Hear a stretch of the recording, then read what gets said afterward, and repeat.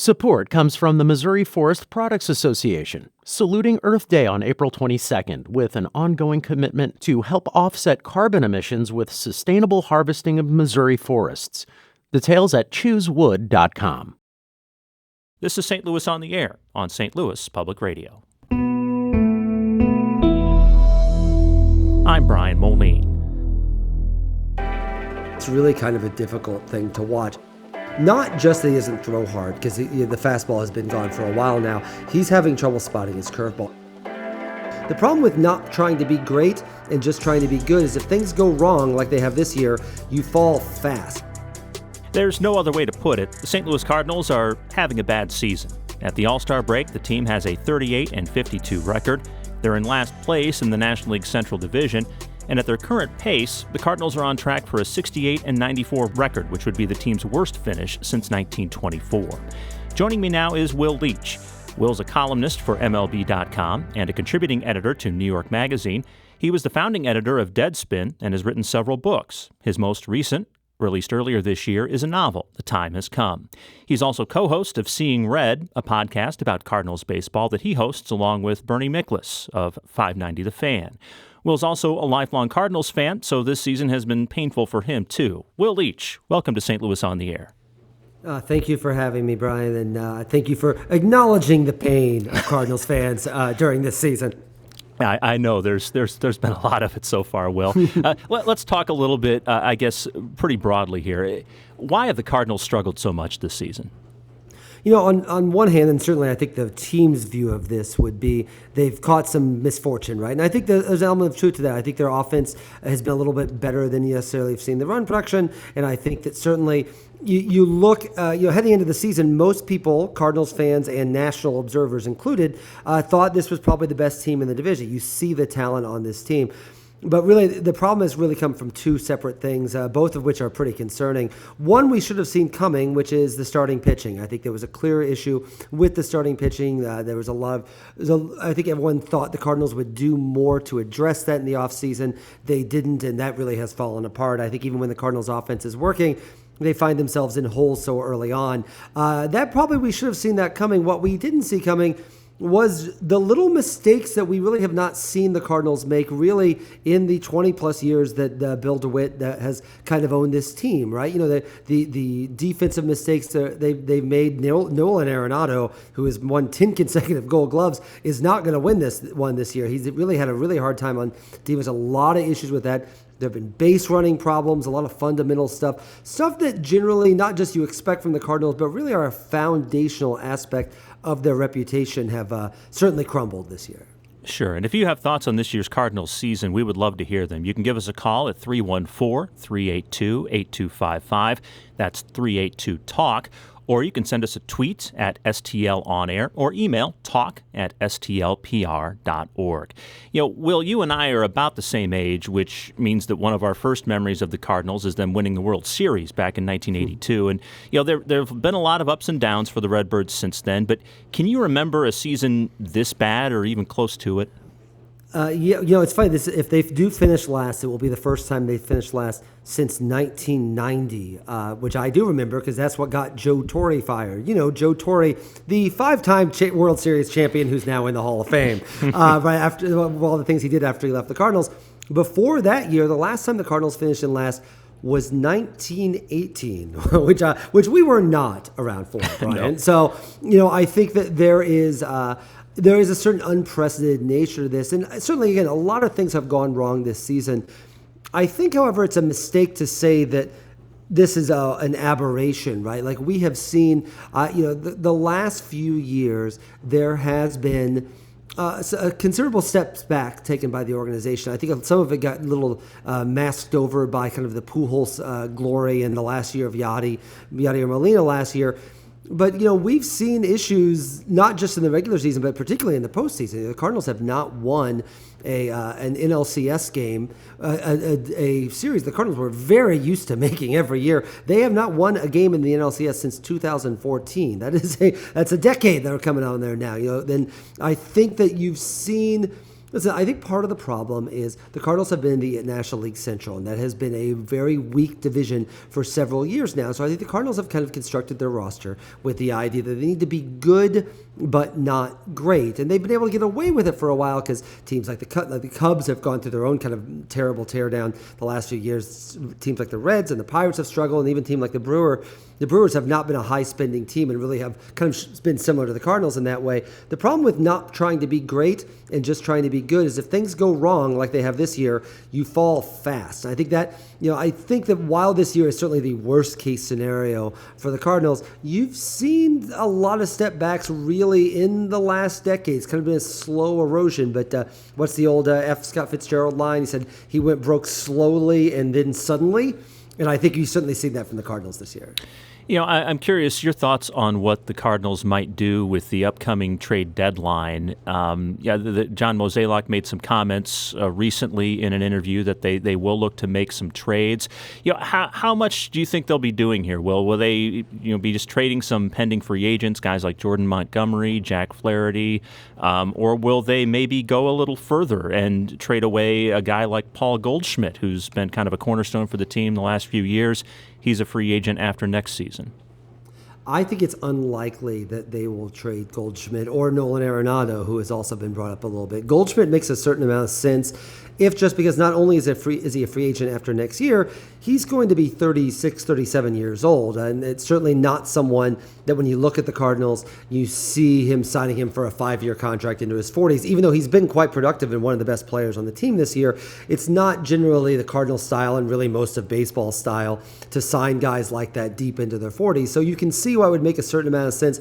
But, Mozeliak has been very clear. He wants to compete next year. He does see this year as an aberration. So I think you're more likely, I think Montgomery definitely, Flaherty definitely, Jordan Hicks, Chris Stratton. I think it would be pretty surprising to see a lot of those guys here in August. The real question is whether they go a little deeper into a Paul DeYoung or a Tyler O'Neill. I think those make a certain amount of sense. If you really start cutting, you can make an argument even for someone like a Tommy Edman, right? Like a Tommy Edman who's clearly has been a terrific defensive center fielder, but the Cardinals have a lot of young players. Edman's going to start getting expensive here the next couple of years. That, to me, that's about as thick as I think he'll be willing to cut. And I certainly don't think Goldschmidt or Arenado would be traded. And listen, the Cardinals are not without talent, right? Like pitching is clearly the issue, but there's a lot of exciting young players. Jordan Walker foremost among them, but even guys like Lars Nootbaar, and clearly Nolan Gorman. Like those guys that are going through growing pains, but are clearly talented players. This is not a rebuild situation, but certainly if you watch this team this year, you know there's some serious things that need to be fixed. We need to take a quick break here, but we'll be back shortly to continue this conversation with Will Leitch about the Cardinals season and whether it's terrible, horrible, no good, very bad, or whether there is some reason for optimism.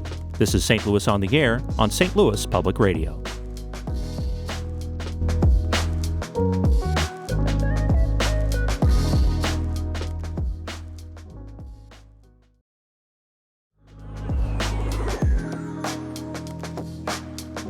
This is St. Louis on the Air. Welcome back. I'm Brian Moline.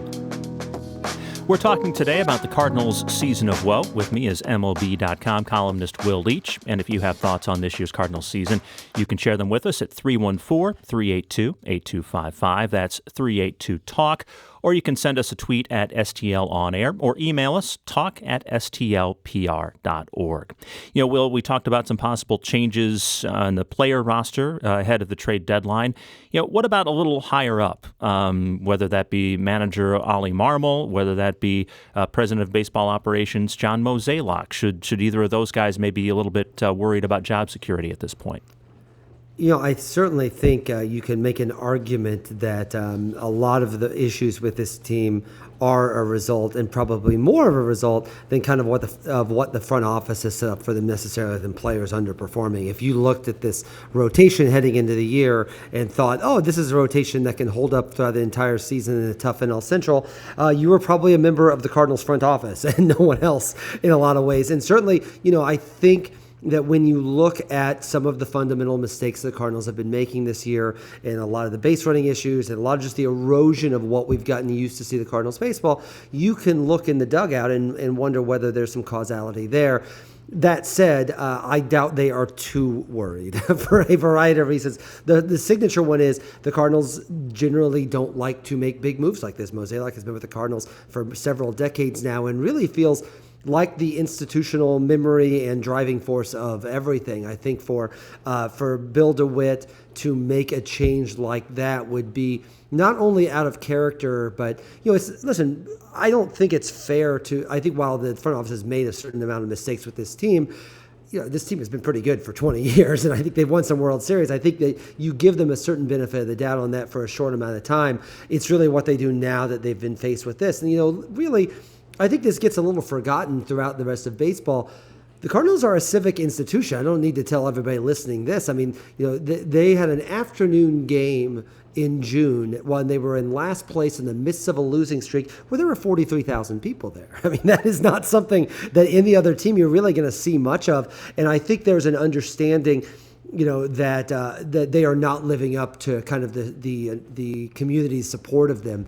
So I think one of the reasons you would say, well, Marmol would be more likely on the chopping block, but one of the issues with that is since Tony La Russa has left, this would be the fourth manager if you were to fire Marmol. They got rid of Mike Matheny, which I think you could make an argument for, but the Mike Schilt firing was really surprising, and it seemed to be set up specifically to get Marmol in there. I think he's had some issues, and I think criticism of him is pretty warranted, but certainly it doesn't bode poorly for an organization that, after when La Russa left, they had three managers in roughly 30 years, maybe a little bit more, all of whom were in the Hall of Fame.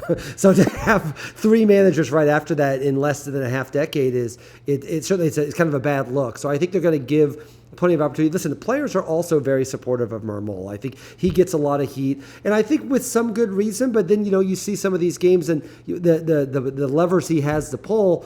There's not a lot of guys left for him that he can count on, and it's hard to say that's his fault either. Sure. The second half of the season gets started tomorrow night with a home game against the Washington Nationals. And as we look ahead to the second half of the season here, Will, what are you actually excited to watch with this team? Certainly, there are exciting young players on this. Jordan Walker, I think, first and foremost among them. He had a little bit of a slow start, though I think the Cardinals were maybe more worried about that start than he was when they sent him down to the minor leagues. He's continued to hit since he's been called back up. The defense is an issue. I think that's what I think has held him back a little bit, but he's a star in the making and a charismatic guy that fans clearly already like and is going to be arguably the centerpiece of this franchise for many years to come. To watch him develop is going to be an exciting thing. I think also to see which one of these young outfielders step up. I think Lars Nootbaar's had some injury issues, but he's a potential centerpiece for this roster too. Dylan Carlson, it's too early to give up on him. And I think there's also minor leaguers coming up. First and foremost among them is probably Mason Wynn, who's clearly their shortstop of the future. If the Cardinals were to make a Paul DeJong trade, and I think Paul DeJong's value is higher right now than really any time it's been in the last several years, you could see Mason Wynn called up at the deadline. And I think there's nothing more exciting. We saw him in the Futures game last year throw like 111 mile an hour toss to the first baseman during a game. He is an incredible talent that is very close friends with Jordan Walker. Those are guys you're going to be building around. So I think it's exciting to see them. And listen, what you really want to see from the Cardinals, because I think it's probably pretty unreasonable to expect them to come back to the NL Central. You want to see them, kind of start to look like the Cardinals again. I think that's really what you're looking for more than anything else. Even their last game before the break, which they won, they had two runners run out stealing, 3 errors, 2 pass balls, just stuff that's just so different than what we really are used to seeing for the Cardinals. You just want to see if you can be reminded of the team you've been cheering for the last 20 years, because they really haven't looked like it recently. This is widely expected to be Adam Wainwright's final season with the Cardinals, and it certainly hasn't gone well so far, to say the least, between performance and now dealing with an injury. Should he have retired after last season, along with his longtime teammates Yadier Molina and Albert Pujols? I mean, you do wonder if that was the plan. And listen, I think it gets lost a little bit. Wainwright was really good last year. And he had a really good year until the last month. And in the last month, really, things kind of fell off. And we've seen this a lot with Wainwright even before last year. He has some struggles. He says, I'm trying to get some things right. And he'll go away for a little bit and come back a little bit better. And a time, this is not, certainly if people are writing off Adam Wainwright now, he would respond, that's happened to me many times and I've come back. I think the concern now is just, not just that he doesn't throw hard, because the fastball has been gone for a while now. He's having trouble spotting his curveball, and it's really kind of a difficult thing to watch. I think what they've done, depending on how bad you think his shoulder injury is or is not, I think what they've done is smartly kind of make a reset. And you talked about things that might be exciting to watch. Adam Wainwright is 2 wins away from 200. The Cardinals are playing games that, frankly, are probably not going to matter for the postseason. Getting Wainwright a happier goodbye. Listen, if he would have retired at the end of last year, his last moment would have been him getting shelled off the mound in the final game of Albert Pujols and Yadier Molina. Remember, they all walked off together, but the reason they walked off together because Wainwright had been hit very hard, like he had been hit most of September. I think you'd like to see him walking off the mound proudly to the cheers of the Cardinals fans that have watched and cheered for him for nearly 2 decades now. So should he retire last year? You could make the argument, but you also understand why a competitor like Wainwright would want to try to come back, not just then, but to really give it one more try now. And I think the stakes are lower now. I think with the way this Cardinals season ends, it's a shame, but I think we may get to say goodbye to Wainwright in a more positive way than if he were pitching the last game of the year for a pennant race. Would you rather trust him? Would it be stressed out about it? Now? You can just give him a chance and get a chance to really say goodbye. You mentioned some of the young players like Jordan Walker. I'm curious what you see as maybe some other reasons for optimism, whether it's for the second half or whether it's looking ahead to 2024. I mean, there is a lot of talent on this season, on this team, particularly offensively. I think that there have been issues with hitting runners in scoring position and some sequencing issues with some guys going cold at the wrong time. But this is still a very talented offense. And really the strategy for this team was to try to have them score enough runs and play good enough defense, which has really been one of the major problems this year, that you could offset a wobbly pitching staff. And so that offensive talent is still there. And there are guys that have been underperformed that you would expect to do a little better moving forward. Foremost among them, Lars Nootbaar, who I feel obliged to remind because of the World Baseball Classic, is more popular than any Cardinal on a global level by a pretty dramatic. If you ever get a chance, go look at some of Lars Nootbaar's commercials in Japan. They're glorious and wonderful. Lars Nootbaar is an exciting player, a really talented player who's just kind of had some tough injuries moving forward. He's the sort of guy the Cardinals would like to build around moving forward. To see him healthier and kind of really going the direction you'd like to see in the second half that's something to definitely look forward to. But I'm also pretty curious to see how some young pitchers, the Cardinals have to be deciding on what they're going to do in 2024, what kind of pitchers they can count on and what kind they can. Matthew Liberatore was a young pitcher they were really hoping was going to step up this year and even last year, and really hasn't. You can see him getting another chance. Gordon Graceffo's another person. What you need to be able to focus on in the second half is something the Cardinals have never really focused on in the second half for many years, which is getting better next year. And I think that's a different place for Cardinals fans, but there is value in that. You can get a clearer picture of these guys in the heat of battle and what they're capable of for next year. For it's a team that I think clearly should be, the Reds are exciting, the Cubs should be a little better, the Brewers are a little wobbly, the Pirates should be improving. I don't think there's any reason for the Cardinals to not think they can compete in this division next year, and you just like to see them make the forward movements to make that happen.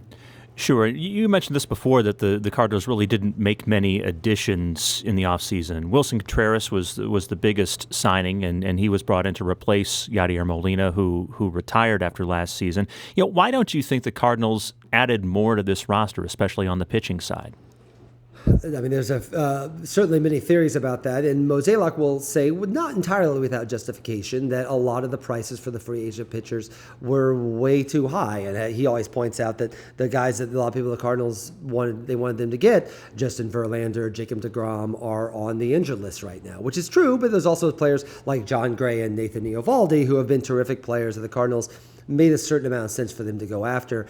I think they wanted to trade for Sean Murphy, the catcher that ended up going to the Braves. And what happened was the A's wanted too much. They wanted Lars Nootbaar and they wanted Jordan Walker, and they weren't willing to do that. And when that happened, the Cardinals had a huge hole to fill at catcher, and they spent on Contreras. And listen, I think Contreras has taken a lot of flack from, frankly, the front office. I think if there's any canary in the coal mine moment for how this season might go, it might be how the front office handled the Wilson Contreras moment at the beginning of the year. And for the record, the fans certainly rallied around Contreras, and while he's had some struggles, he's been one of their best hitters for the last 2 or 3 weeks. I think defense is a concern, but I think everybody knew that was going to be a concern with him. So I think that the real overarching question, though, for the Cardinals, not just this last offseason, but really moving forward, it really comes down to Bill DeWitt. My colleague on the Seeing Red podcast, Bernie Miklasz, has written about how if the Cardinals fans want change, the only person that can make that happen is Bill DeWitt. And so two of the smartest things that he has done since taking over the Cardinals was hiring Tony La Russa and then bringing in Jeff Luhnow, who would later be disgraced by the Houston Astros situation, but at the time was a great mind that really kind of like revolutionized the Cardinals minor league system and helped them compete for after Albert Pujols was gone. Those were guys that came from outside the organization. I think the Cardinals are become a very insular organization, for better and I think of late for worse. And I think there is a sense and even a worry among some Cardinals observers that DeWitt, who's now, he's in his 80s now, does he have that oomph that perhaps we would have seen earlier in his Cardinals tenure to really shake things up? Or the Cardinals are still selling 40,000 plus tickets every game. At a certain level, it has a certain complacency set in. And I think that's the big question moving forward. And I think we'll get a sense, certainly this offseason, of what the answer to that question is.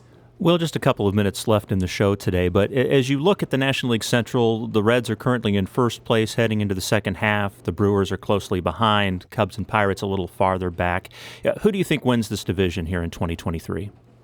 It's funny. I think it's still quite up in the air, to be honest. If the Cardinals had not had the miserable first 2 months they had, I think they would still be in this race, even as currently constructed. I think the Reds are the most exciting team, but their starting pitching in particular is worse than the Cardinals is. I think there are big concerns about the Reds this year. I think moving forward, the Reds are the team to be concerned about, not just with their young talent, but they're going to have some money to spend here in the next couple of years. This year, it's one of the great ironies of this season is the one team in the National League Central with a positive run differential are the Cubs. And I think if the Cubs had not kind of gone through a little swoon kind of after they got back from London, they could be considered a team that kind of hang in here too. I think they have the fewest holes of any team in the roster. I think the Pirates, of all the teams above the Cardinals, it would not surprise me if the Cardinals finish ahead of the Pirates by the end of this year and stay out of that last place thing. Right now, I still think the pick is the Brewers. They have all sorts of issues of their own, but they're very well run. They're very well constructed. They have a terrific manager in Craig Counsell, and they've done it before. So none of these teams really blow you away. But if you were to ask me to make a prediction for this year, I still think it's the Brewers division to lose. But moving forward, the Reds are everything the Cardinals are not. They are young. They are exciting. They have energy, and they play together in a way that the Cardinals have not this year. Yeah, I think I could watch Ellie De La Cruz highlights, just about all day, Will. Will Leitch, a columnist for MLB.com and a contributing editor for New York Magazine. He's also the co-host of Seeing Red, a podcast about Cardinals baseball that he hosts with Bernie Miklasz of 590 The Fan. Will, thanks so much for being here today on St. Louis on the Air. Of course. Thanks for having me. This episode was produced by executive producer Alex Hoyer, with audio engineering and podcast design by Aaron Dorr. St. Louis on the Air is a production of St. Louis Public Radio. Understanding starts here. St. Louis on the Air proudly supports local artists by using music from Life Creative Group.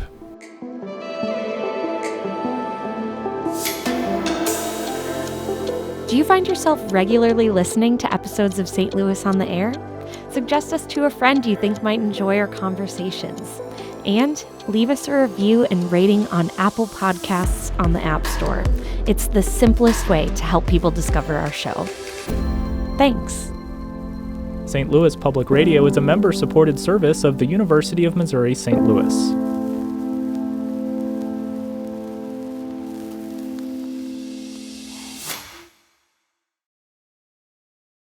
Support comes from the Missouri Forest Products Association, saluting Earth Day on April 22nd with an ongoing commitment to help offset carbon emissions with sustainable harvesting of Missouri forests. Details at choosewood.com.